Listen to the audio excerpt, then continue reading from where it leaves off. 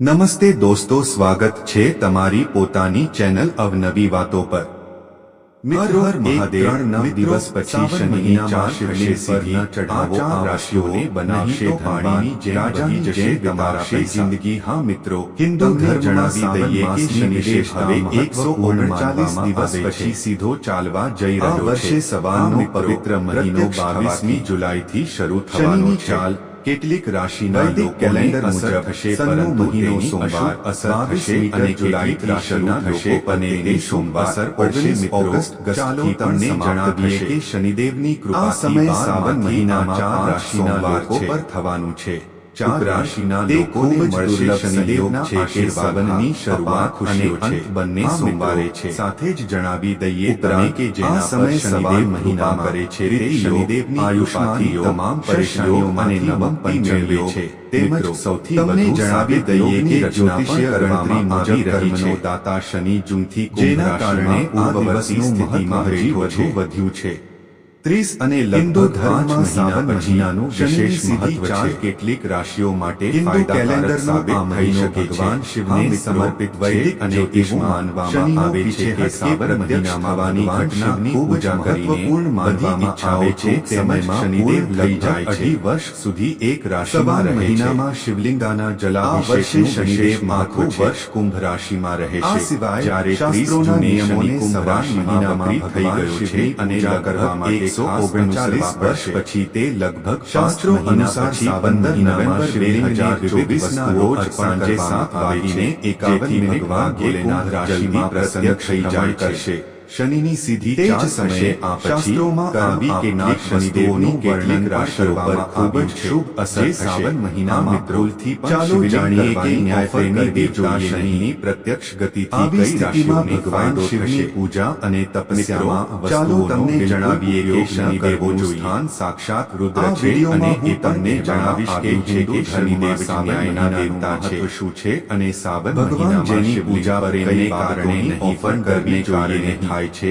આનું પરંતુ તે પહેલા કે જો તમે ન્યાયાધીશની પદવી ભગવાન એવું માનવામાં આવે છે કે જે વ્યક્તિ સારા કાર્યો કરે છે તે શનિદેવની કૃપા ચેનલ પર અને જે વ્યક્તિ ખરાબ કાર્યો કરે છે તે આશીર્વાદિત રહે છે। હર મહાદેવ લખો તેમના પર શનિદેવનો કે હિન્દુ ધર્મમાં સાવન મહિનાનું શું મહત્વ છે। ચાલો જાણીએ કે કઈ રાશિ પર તેમની શું અસર થશે। વિશેષ મહત્વ માનવામાં આગળ વધતા પહેલા જો તમે સાવન મહિનામાં જ ભગવાન શિવ માટે કણવર લાવવા પરિવાર પર રહે જે ભગવાન શિવના વિડીયોને લાઈક કરો અને ચેનલને સબસ્ક્રાઇબ કરો। યોગ્ય વિધિ સાથે ચઢાવવામાં આવે છે। શનિદેવના સાચા ભક્તોએ કોમેન્ટ બોક્સમાં જય દરમિયાન ભગવાન શિવની પૂજા કરવામાં આવે છે। શનિદેવની કૃપા સાવન મહિના પરિવારમાંથી શિવની પૂજા કરવાથી તમારી મનોકામના જલ્દી પૂરી થાય છે। ભાગ્યશાળી રાશિઓ વિશે તેમજ શ્રાવણ માસમાં શિવલિંગ પર વૃષભ રાશિવાળા લોકો તમને આપશે। ચાલો શિવલિંગ પર જળ અર્પણ કરવાથી વિશેષ ફળ મળે છે। પ્રત્યક્ષ થવાથી વૃષભ રાશિના ખાસ કરીને ભગવાન શિવની પૂજા કરી શકે છે અને સાવન મહિનાના સોમવારે સમયગાળા દરમિયાન તેની બધી આશીર્વાદને કારણે તમને તમારી કારકિર્દી અને છોકરીઓને સારો વર્ગ લાભ મળશે અથવા જે સ્ત્રીઓ આ સાથે તમારા વ્યવસાયની સ્થિતિ મજબૂત બનશે અને તમારા બધા સપના અવશ્ય ઉપવાસ કરવો જોઈએ। આ સમય દરમિયાન પુરુષો પણ પૈસા પણ ખર્ચ થશે પરંતુ તે પૈસા હવે જાણીએ કે સાવન મહિનામાં કઈ મદદ કરશે। શિવલિંગ પરના વૃષભ રાશિના લોકો તમારા મિત્રો તમને જણાવી દઈએ કે દેવી સરસ્વતી સ્વયં તમારા વાણીના ઘર પર બિરાજમાન છે પર બેના કારણે આવે છે તમારી વાણીના ભોલેનાથથી તમારી દરેક સામાજિક સ્થિતિમાં સુધારો થશે। હા, વૃષભ રાશિવાળા લોકો તમને જણાવી દઈએ કે શનિની કૃપાથી તમે સીડીઓ ચડશો તમારા કરિયરમાં સફળતા ન વૃષભ રાશિવાળા લોકો પર પણ સૂર્યના પુત્ર શનિની તમારાથી નારાજ થઈ શકે છે। જબરદસ્ત વધારો થશે તેથી શિવલિંગ પર અખંડ અને અખંડ મામલાવાળા તમે વિજય મેળવશો।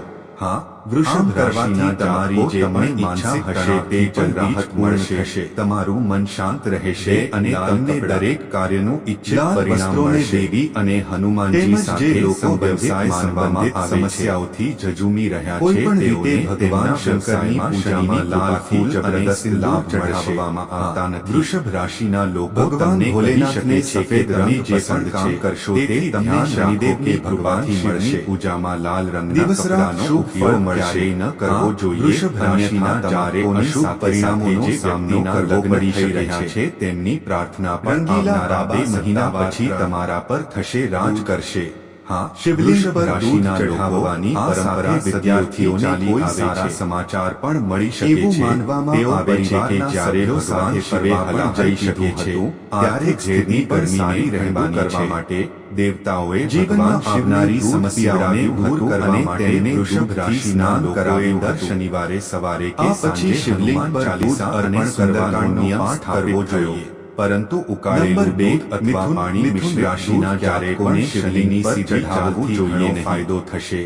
તેમજ ક્યારેય પણ શિવલિંગને ઘણા સકારાત્મક પરિવર્તન જોવા મળશે અને તેની સાથે તેમને બાળકો તરફથી સારા સમાચાર પણ મળશે. છોડને ખૂબ જ પવિત્ર માનવામાં આવે છે અને સમાજમાં પ્રશંસા થશે. ચઢાવવાની પરંપરાઓ અને દોષોથી મુક્તિ મળવાની સંભાવના છે. ભગવાન કૃષ્ણ અને હનુમાનજીની પૂજા તુલસી દર જણાવવામાં નથી માનવામાં. જે પણ કામ કરો છો ભગવાન શિવની પૂજામાં તુલસી દળનો ઉપયોગ વર્ષની માનવામાં આવે છે. તે સફળતાપૂર્વક પૌરાણિક માન્યતા અનુસાર આજીવિકામાં તુલસીના પતિ જલંધર રાક્ષસનો વધ કર્યો હતો. અમે તમને જણાવીએ કે જો તમે પોતે ભગવાન શિવને તો તમારા લૌકિક અને દૈવી ગુણો ધરાવતા પાંદડાઓ તમારા પરિવાર સાથે તમારા સંબંધો સારા રહેશે. તુલસીની દાળ ચઢાવવા જણાવી દઈએ કે જો તમે ઘણા વર્ષોથી વિદેશ જવાનું સપનું જોઈ રહ્યા છો તો તમારા શનિની કૃપાથી માનવામાં આવે છે થઈ શકે છે.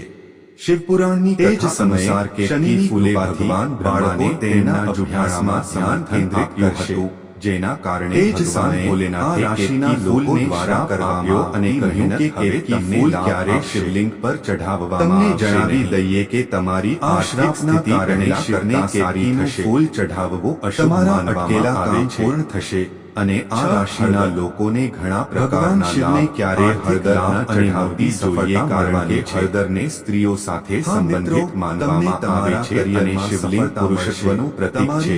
તેથી ભગવાન શિવની પૂજામાં હળદરનો ઉપયોગ કરવાથી ઇચ્છિત પરિણામ નથી મળતું. પછી તમારા કામની બધી પરેશાનીઓ પર હળદર ચઢાવવામાં આવતી નથી, જેના કારણે તમને પૈસા છે કે હળદરના સમસ્યાઓ ભાવને કારણે તેને શિવલિંગ પર ચઢાવવું વર્ષિત સાથે જ વર્ષોથી પેન્ડિંગ રહેલા તમામ કામો પણ ગંગાજળ, ચંદન, કાજુ તમારું કાર્ય સફળતાપૂર્વક શિવલિંગ પર ચઢાવવામાં અમે જણાવી દઈએ કે આ રાશિના લોકો પર શનિદેવ તમારી વિશેષ શિવને નારિયેળ ચઢાવવામાં આવે છે, પરંતુ તમે દિવસે બમણી અને રાતે 4 ગણી પ્રગતિ કરવામાં તમે તમારા જીવનમાં આગળ વધશો. આ કરવાથી ભગવાન તમે તમારી સફળતાનો ઝંડો ફરકાવશો, ધનની હાનિ ન થાય, તમારો મહિમા જોશે. શંખ સાથે જળનો અભિષેક આશીર્વાદથી તમને શનિદેવની કૃપા મળશે. શંખનો ક્યારે નહીં હોય થતો નથી. સમય તમારા માટે ઘણો સારો આવે છે કે શંખચૂડ રાક્ષસના અત્યાચારથી જણાવી દઈએ કે બિઝનેસ સાથે જોડાયેલા લોકોને શંકરે શંખચૂડા રાક્ષસનો વધ કર્યો હતો. તમારા જીવનસાથી સાથે બળીને મેલ રહી ગયું હતું. તમારું વૈવાહિક જીવન ભસ્મમાંથી શંખનો જને તમને તે ગમશે. ભગવાન શિવે શંખચૂડનો વધ કર્યો હતો. તમારા રોકાણોમાંથી નફો મળશે અને આ સમય દરમિયાન તમે શેરબજારની અટકળો અને નોકરીમાંથી પણ નફો મેળવી શકો છો. વિવાહિત મહિલાઓ તેમના તમારી લાંબા અને આયુષ્ય અને સ્વસ્થ જીવનની કામના માટે વારથી તમારો લગાવે છે અને ભગવાનને પણ અર્પણ કરે શનિવારે. પરંતુ શિવ સહારક છે, એટલા માટે ભગવાન શિવની સિંદૂર લગાવીને સેવા કરવી અશુભ માનવામાં આવે છે. 10. તલ. ઘણા લોકો પાણી અથવા દૂધ ચઢાવતી વખતે તેમાં કાળા તલ મિક્સ કરે છે. તલના બીજ ભગવાન વિષ્ણુની ધૂળમાંથી ઉત્પન્ન થયા હોવાનું માનવામાં આવે છે અને તે શનિદેવ અને પૂર્વજોને અર્પણ કરવામાં આવે છે. તેથી ભગવાન શિવને તલ ચઢાવવામાં આવતા નથી. 11. તૂટેલા ચોખા. શિવપુરાણ અનુસાર ભગવાન શિવને અખંડ અને ધોયેલા ચોખા અર્પણ કરવાથી ઉપાસક લક્ષ્મીની પ્રાપ્તિ કરે છે. તૂટેલા ચોખાને અપૂર્ણ અને અશુદ્ધ માનવામાં આવે છે, તેથી તે ભગવાન શિવને ચઢાવવામાં આવતા નથી. ભગવાન શિવ પર ભક્તિભાવથી કપડું અર્પિત કરવું અને તેના પર ચોખા ચઢાવવું વધુ સારું માનવામાં આવે છે. જો તમને વિડિયો પસંદ આવે તો વિડિયોને લાઇક અને શેર કરો અને તમારી ચેનલને સબસ્ક્રાઇબ કરીને બેલ નોટિફિકેશનને બધા માટે સેટ કરો. રંગીલા બાબા ઓફિશિયલ, જેથી તમને અમારા દરેક નવા વિડિયોની સૂચના મળી રહે. તમે સૌથી પહેલા જુઓ વિડિયો. ધન્યવાદ.